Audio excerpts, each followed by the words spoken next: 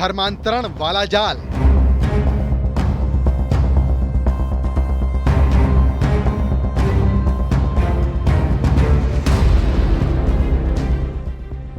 Love जिहादी जलालुद्दीन की commando force. मुलाकात इनसे हुई है काम कराने के उसमें संबंध में, इनको मकान बनवाना था, वहाँ से हमारी इनकी मुलाकात 2019 से हुई है। उसके बाद काम करते रहे, पेमेंट देते रहे, ठीक ठाक लगते रहे। जब बीच में इनका धर्म परिवर्तन का पोल खुला कि ये लेबरों को धर्म परिवर्तन कराना चाह रहे हैं, वहीं से हमारा इनका विवाद हो गया। छांगुर के स्पेशल 50 छांगुर गैंग की कमर टूटी। हिंदुओं में, ब्राह्मण में, क्षत्रिय में, सिखों में, अन्य ओबीसी जातियों में, अनुसूचित जाति जनजाति के लोगों को कैसे धर्मांतरित करना, सबके रेट उसने तय किए हुए थे। साजिश की किताब, 300 खाते, 100 करोड़ का हिसाब। मोहम्मद अहमद के आपराधिक इतिहास की एक लंबी फहरिस्त है। छांगुर बाबा एटीएस के रिमांड पर हैं और बहुत कुछ बोल रहे हैं। धीरे धीरे उसके गैंग का पर्दाफाश हो रहा है।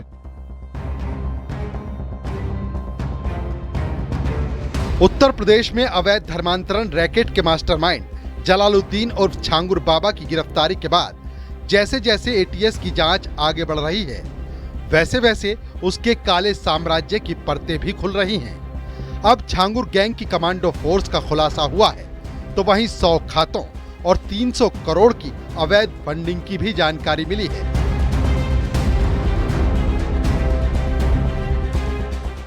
छांगुर ने जिस रफ्तार से अवैध पैसा इकट्ठा किया और लव जिहाद की साजिश के जरिए अपना जाल फैलाया, अब उसके हर एक काले कारनामे पर यूपी एटीएस पड़ताल कर रही है। छांगुर गैंग के कोड वर्ड्स का खुलासा हो चुका है और अब एक एक गुर्गे को सलाखों के पीछे भेजने की मुहिम चलाई जा रही है। सीएम योगी आदित्यनाथ पहले ही साफ तौर पर चुनौती दे चुके हैं कि ऐसे घिनौने काम करने वालों को ऐसी सजा मिलेगी जो नजीर बनेगी। आज आपको दिखाएंगे छांगुर गैंग के कोड प्लान का पूरा डिकोड और कमांडो फोर्स वाला सच। जलालुद्दीन उर्फ छांगुर बाबा की गिरफ्तारी के बाद अब एटीएस उसके गुर्गों की कमर तोड़ रही है। इसके साथ ही छांगुर के काले साम्राज्य की परतें भी उधेड़ी जा रही हैं। अब के बाद एक लगातार बड़े खुलासे हो रहे हैं और छांगुर के बुने जाल भी एक एक कर टूट रहे हैं। छांगुर ने न सिर्फ कमांडो की तर्ज पर फोर्स तैयार की थी, बल्कि छांगुर के एक इशारे पर ये 50 गुर्गे कुछ भी करने को तैयार थे।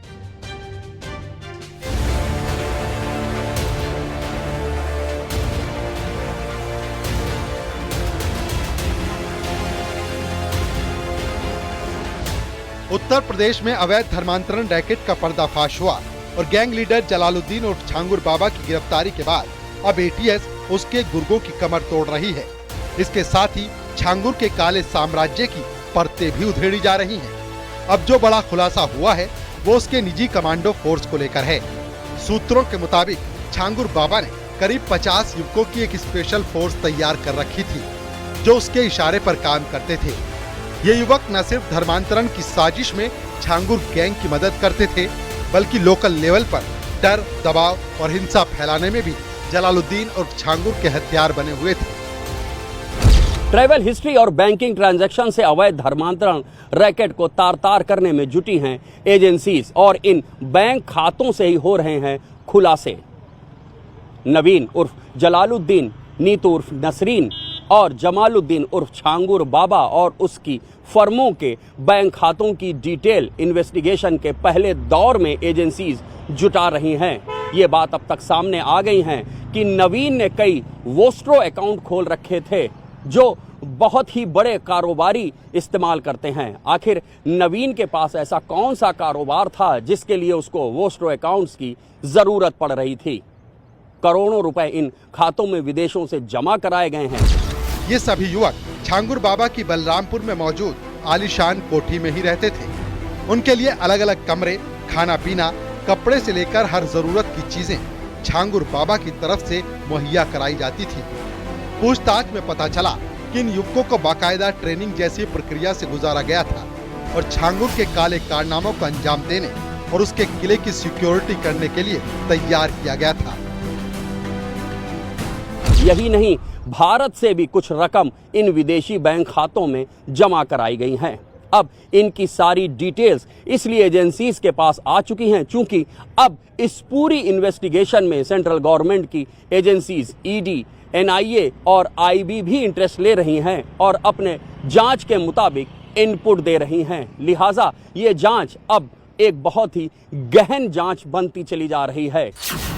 जलालुद्दीन के पास 50 कमांडो की टीम थी। लोगों में डर पैदा करने के लिए बनाई थी टीम।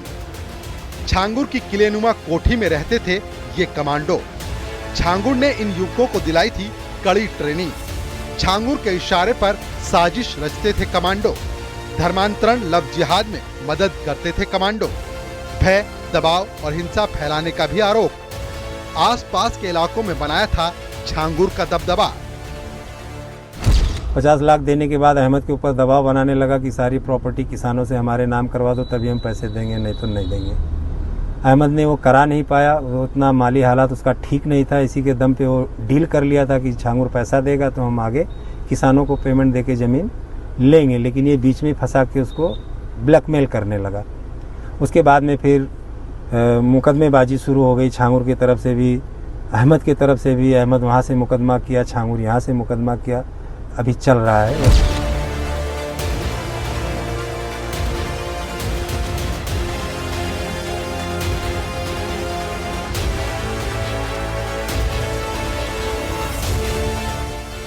अब एटीएस इन सभी 50 युवकों की पहचान करने में जुटी है।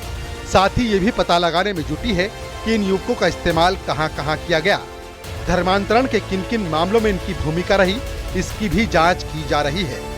जहाँ तक इनके संपर्कों संबंधों का संबंध है, बहुत स्पष्ट है। जिस तरह से इनकी फाइनेंशियल मदद हो रही, जिस तरह की चीजें सामने आ रही हैं, ये पूरी तरह से इनका नेटवर्क कहीं न कहीं बाहर से संचालित हो रहा था। कोई ये स्थानीय गैंग या गिरोह नहीं था।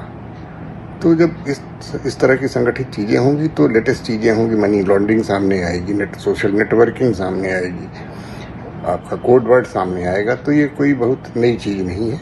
अब हमें ये कोशिश करनी है कि ये हम इसकी पूरी गहराई तक जाएं, देश में, देश के बाहर, जहाँ से भी इनको सपोर्ट मिलता रहा है उस पर अटैक करें, तभी ये चीजें समाप्त होंगी। अदरवाइज कहीं कोई दूसरा छांगुर बाबा पैदा हो जाएगा और भटकने के लिए हमारे पास युवा पीढ़ी मौजूद है। एटीएस इस बात की भी पड़ताल कर रही है कि क्या इस कमांडो फोर्स का इस्तेमाल किसी अंतर्राष्ट्रीय साजिश वाले एजेंडे के लिए किया गया था।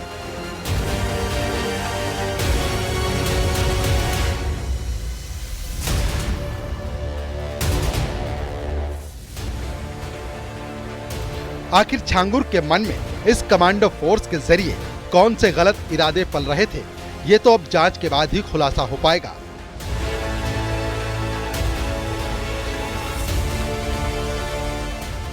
Bureau report, news 18।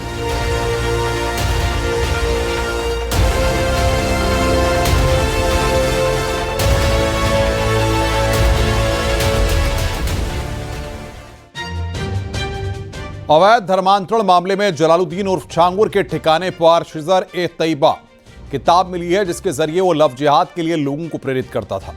इस किताब को छांगुर ने खुद छपवाया था। जमालुद्दीन उर्फ छांगुर बाबा ने इसे धर्म प्रचार के नाम पर छपवाया था, लेकिन इसका असली मकसद था लव जिहाद और अवैध धर्मांतरण को बढ़ावा देना।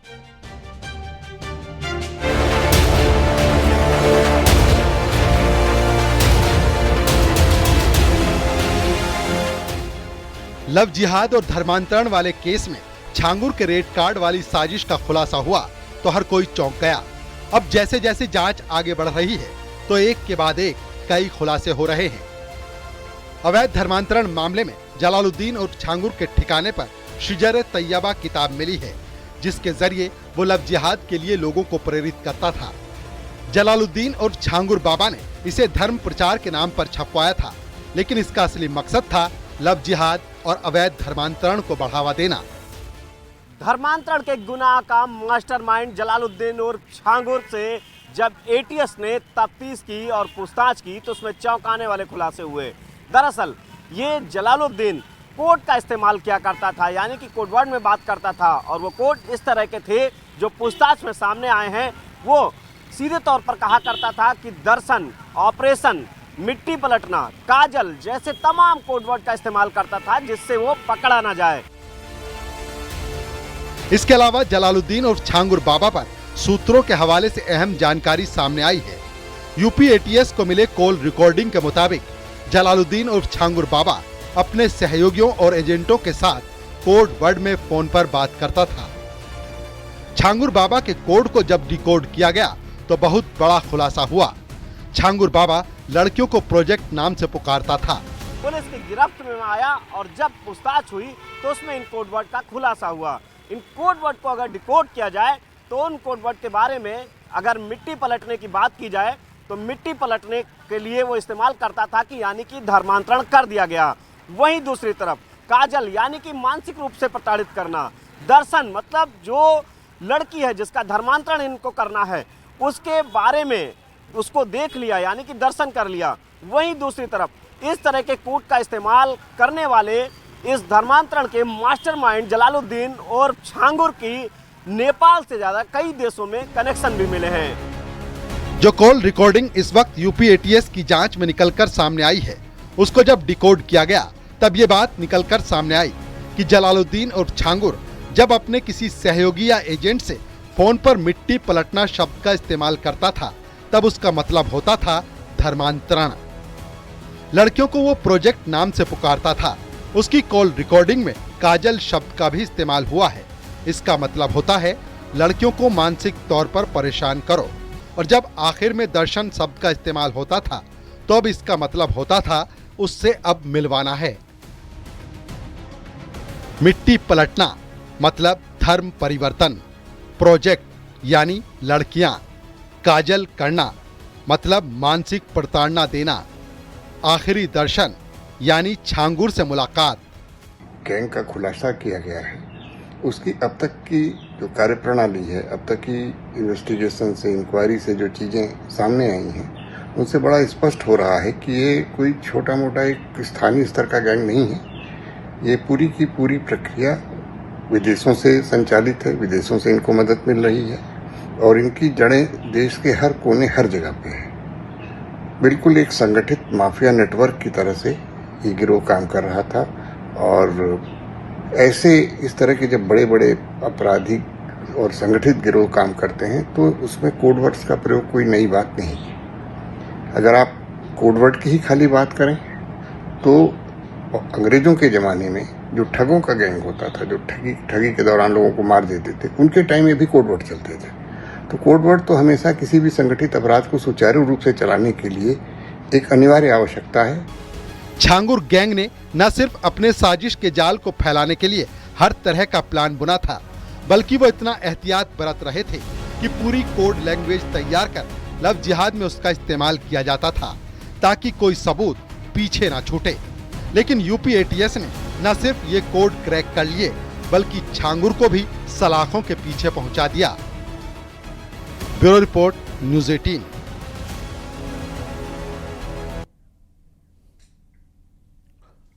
छांगुर बाबा के गैंग ने न सिर्फ सैकड़ों करोड़ रुपए की अवैध फंडिंग का इस्तेमाल लव जिहाद और धर्मांतरण के लिए किया, बल्कि बलरामपुर में किले जैसा घर और बंगले गाड़ियों पर यह पैसा खुलकर इस्तेमाल किया गया।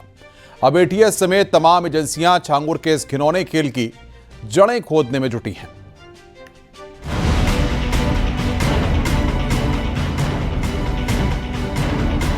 यूपी में अवैध धर्मांतरण की ग्लोबल साजिश का पर्दाफाश हुआ। बड़ी खबर है कि नेपाल के रास्ते मुस्लिम देशों से पैसा मंगाकर अवैध धर्मांतरण को अंजाम दिया जा रहा था। छांगुर बाबा के गैंग ने न सिर्फ सैकड़ों करोड़ रुपए की अवैध फंडिंग का इस्तेमाल लव जिहाद और धर्मांतरण के लिए किया, बल्कि बलरामपुर में किले जैसा घर और बंगले गाड़ियों पर यह पैसा खुलकर इस्तेमाल किया गया। पुलिस सूत्रों के अनुसार इस रैकेट के मास्टरमाइंड जलालुद्दीन और छांगुर बाबा को 500 करोड़ रुपए की विदेशी फंडिंग प्राप्त हुई, जिसमें से 300 करोड़ रुपए का लेन देन नेपाल के बैंक खातों के जरिए हुआ। बाकी बचे 300 करोड़ का लेन देन नेपाल के जरिए हुआ। पुलिस सूत्रों के मुताबिक फंडिंग के लिए काठमांडू समेत नेपाल के सीमावर्ती जिलों नवलपरासी, रूपन्देही और बांके में 100 बैंक खाते खुलवाए गए। इन अकाउंट में धर्म परिवर्तन करने के लिए पाकिस्तान, दुबई, सऊदी अरब और तुर्की से पैसे भेजे गए। एजेंट ने 4 से 5% कमीशन पर नेपाल के बैंक खातों से पैसे निकालकर सीधे जलालुद्दीन तक पहुंचा दिए। इसके अलावा उसके सऊदी अरब, शारजा, यूएई और दुबई में खोले गए बैंक खातों का रिकॉर्ड जांच एजेंसियों को अभी तक नहीं मिला है। लिहाजा एटीएस पुलिस रिमांड के दौरान इनके डिटेल निकलवाने की कोशिश करेगी। वहीं धर्मांतरण मामले पर सीएम योगी का बयान सामने आया है। धर्मांतरण को लेकर छांगुर बाबा पर सीएम योगी ने तीखा रुख अपनाते हुए कहा कि धर्मांतरण के लिए विदेश से पैसा आ रहा है, भय और लालच देकर करवाया जा रहा है धर्मांतरण। अब ऐसी सजा मिलेगी कि नजीर बन जाएगी। हिंदुओं में, ब्राह्मण में, क्षत्रिय में, सिखों में, अन्य ओबीसी जातियों में, अनुसूचित जाति जनजाति के लोगों को कैसे धर्मांतरित करना, सबके रेट उसने तय किए हुए थे। विदेशों से उसमें धनराशि आ रही थी। आप सोचिए 100 करोड़ से अधिक का ट्रांजैक्शन अब तक उसके 40 खातों में प्राप्त हुआ है और लगातार उस अभियान को आगे बढ़ाने का कार्य करता है। वहीं मोहम्मद अहमद नाम के एक शख्स पर छांगुर बाबा के फाइनेंसर होने का आरोप लगा है। न्यूज 18 इंडिया ने मोहम्मद अहमद से भी संपर्क किया। मोहम्मद अहमद ने कहा कि छांगुर बाबा ने उसकी जिंदगी बर्बाद कर दी। तमाम आरोप जो है आप पर लगाए गए कि आप जो जलालुद्दीन हैं आरोपी धर्मांतरण मामले के, उनके सहयोगी हैं, उनका फाइनेंस आप हैंडल करते हैं, इसमें कितनी सच्चाई है? सर ये बात पूरी तरह से बेबुनियाद और झूठ है। इनके जो छांगुर बाबा के जो पैसा संभालने वाले हैं, जो फाइनेंसर हैं, वो हैं इजाज मुस्तफा, तनवीर रजा, रब्बानी परिवार, अयमन रिजवी और तमाम लोग हैं। अच्छा, जलालुद्दीन से आपकी क्या संपर्क है? मैं बता रहा हूँ सर, जलालुद्दीन का ऐसा संपर्क है सर कि हमारा जिंदगी तबाह कर दिया है उन्होंने। छांगुर बाबा और जलालुद्दीन के अवैध फंडिंग नेटवर्क ने उत्तर प्रदेश में धर्मांतरण के गंभीर खेल को उजागर किया है। जांच में पता चला कि 500 करोड़ रुपए की विदेशी फंडिंग, जिसमें से 300 करोड़ नेपाल के रास्ते आए, 40 से ज्यादा बैंक खातों में जमा हुए। पश्चिमी एशिया और इस्लामिक देशों से जुड़े इस रैकेट में मनी लॉन्ड्रिंग और हवाला का भी इस्तेमाल हुआ। यूपी एटीएस, ईडी और एनआईए की संयुक्त कार्रवाई से इस संगठित गिरोह का पर्दाफाश हुआ है और ये कार्रवाई अभी भी लगातार जारी है। Bureau report, news 18।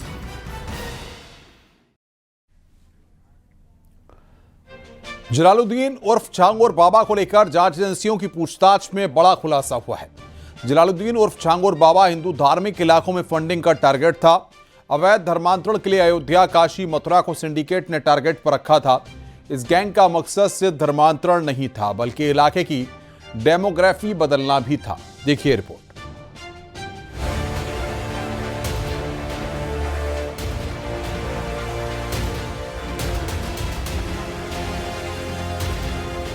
जलालुद्दीन उर्फ छांगुर बाबा को लेकर एटीएस लगातार पूछताछ कर रही। जलालुद्दीन उर्फ छांगुर बाबा को उसकी कोठी में ले जाकर एटीएस ने पूछताछ की है। एटीएस ने करीब 40 मिनट तक छांगुर बाबा से बात की। जलालुद्दीन उर्फ छांगुर बाबा के यूपी में अवैध धर्मांतरण की ग्लोबल साजिश का पर्दाफाश हुआ है। कैसे नेपाल के रास्ते अवैध धर्मांतरण को अंजाम दिया जा रहा था। हिंदू धार्मिक इलाकों में फंडिंग का टारगेट था। अवैध धर्मांतरण के लिए सबसे ऊपर धार्मिक इलाके थे। अयोध्या, काशी, मथुरा को सिंडिकेट ने टारगेट कर रखा था। प्रेम जाल और लालच से अवैध धर्मांतरण का प्लान था। ADG law and order Amitabh Yash के मुताबिक इस गैंग का मकसद सिर्फ धर्मांतरण नहीं, बल्कि इलाके की डेमोग्राफी भी बदलना था।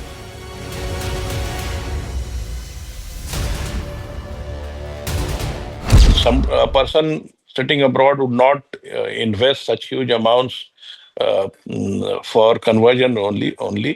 That area is not very far from the Nepal border, and we have learned from other sources that there have been attempts to change the demography of that area. Jalaluddin उर्फ छांगुर बाबा और उसकी सहयोगी नसरीन से यूपी एटीएस की पूछताछ लगातार जारी है। हवेली उसने खड़ा कर लिया। अब इसके अलावा लोग इसलिए भी शौक में थे कि जिस तरीके से लग्जरी गाड़ियों से लगातार लोग उसके पास आया करते थे। जिस तरह का इन्फ्लुएंस इस व्यक्ति ने क्रिएट कर लिया था और जिस प्रकार का धन इसके पास उपलब्ध था, तो ये कोई आश्चर्य की बात नहीं है कि लग्जरी व्हीकल्स का, बड़ी बड़ी बिल्डिंग्स का, प्रॉपर्टीज़ का इस्तेमाल एक माहौल बनाने के लिए किया जा रहा था, जिसके मदद से कन्वर्जन्स किए जाते थे। ये धर्मांतरण के लिए हर प्रकार के हथकंडे अपनाए गए, चाहे वो हनी ट्रैप हो, धन का इस्तेमाल हो, एडमिनिस्ट्रेटिव प्रेशर बनाना हो। ईडी और आईटी विभाग की टीम भी छांगुर बाबा और नीतू की कस्टडी लेना चाहती है ताकि और भी खुलासे हो सके। बाबा की 40 संस्थाओं के बैंक अकाउंट की डिटेल मांगी है। छांगुर बाबा की प्रॉपर्टी डिटेल मिलने पर प्रॉपर्टी अटैच होगी। Bureau report, news 18।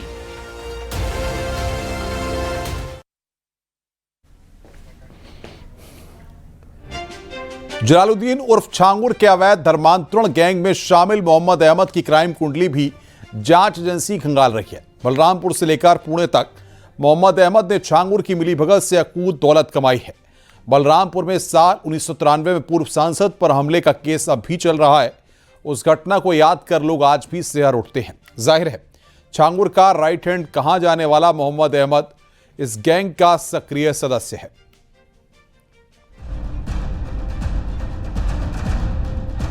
जलालुद्दीन उर्फ छांगुर बाबा के अवैध धर्मांतरण के काले साम्राज्य का राजदार और छांगुर बाबा के राइट हैंड मोहम्मद अहमद का बड़ा आपराधिक इतिहास रहा है। महज 19 साल की उम्र में मोहम्मद अहमद ने बीजेपी के कद्दावर नेता और बलरामपुर के तत्कालीन सांसद सत्यदेव सिंह को गोली मारकर घायल कर दिया था।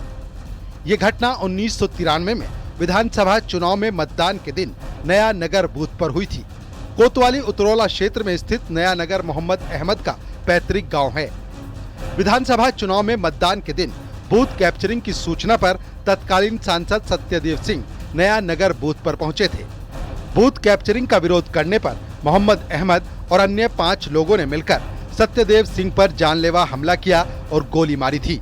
सत्यदेव सिंह के पेट में गोली लगी थी और वो बुरी तरह घायल हो गए थे। सत्यदेव सिंह के अंगरक्षकों ने जवाबी फायरिंग की थी, जिसमें एक शख्स की मौत हो गई थी। हेलीकॉप्टर से सत्यदेव सिंह को लखनऊ ले जाया गया था।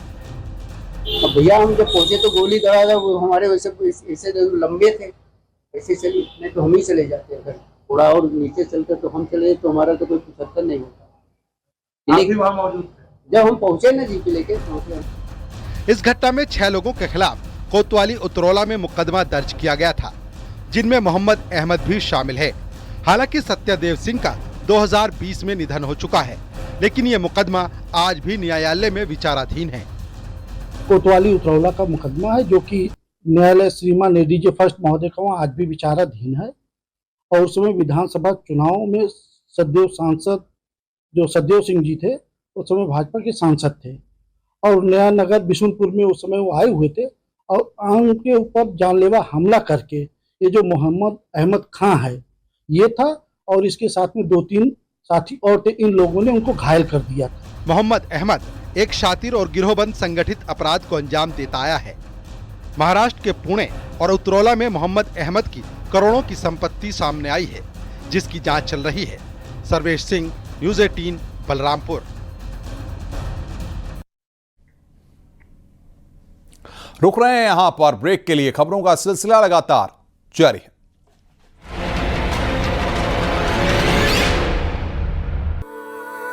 एक विवाह जिसने दुनिया को सम्मोहित किया, जहां समर्पण को भव्यता का साथ मिला, जहां परंपराओं ने विश्व को थाम लिया। जब अनंत राधिका एक हुए तो भारत के स्वर्णिम युग ने आकार लिया। फिर से जिए वो पल जिसने दुनिया को भारत से मिलाया और भारत को दुनिया से। बैंड बाजा भारत।